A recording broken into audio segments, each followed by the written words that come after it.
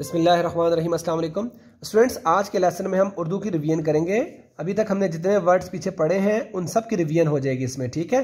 तो कैसे, ये क्या चीज़ है पहले ये देख लें। ये है टमाटर। ये क्या है? टमाटर। समर, जहाज, परचम, अंगूर, तरबूज, आंख, बिल्ली। अच्छा, अब हम पढ़ना शुरू करते हैं यहां से। अलिफ से क्या बनता है? अलिफ से अंगूर। अलिफ से अंगूर। बे से बिल्ली।